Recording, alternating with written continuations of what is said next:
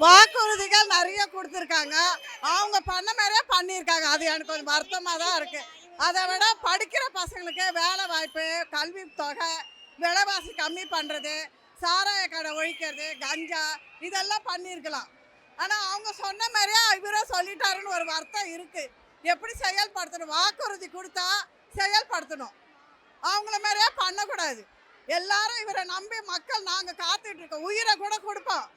எங்கள் தம்பி விஜய்க்கோசம் உயிரை கூட கொடுப்போம். ஆனால் வாக்குறுதிகள் அதிகமாக கொடுத்துருக்காரு. எல்லாம் நிறைவேற்றணும். மக்களை சோம்பேறியாக ஆக்கக்கூடாது. அவர் நல்லா படிச்சிருக்காரு. நல்லா நல்லா படிச்சிருக்காரு. அந்த படித்த படிப்புக்கு படிக்கிற பசங்களுக்கு நல்ல இது பண்ணணும். அவங்களுக்கு வேலை வாய்ப்பு பண்ணணும். சீர்வரிசெல்லாம் ஓகே. 6 சிலிண்டரு எப்படி கொடுப்பாங்க?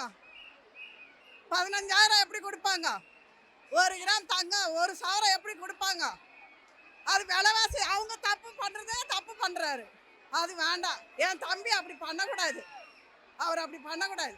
சாராய கடை ஃபஸ்ட்டு ஒழிக்கணும். ஊழல் ஒழிக்கணும். மக்களுக்கு விலைவாசி கம்மி பண்ணாலே போதும்.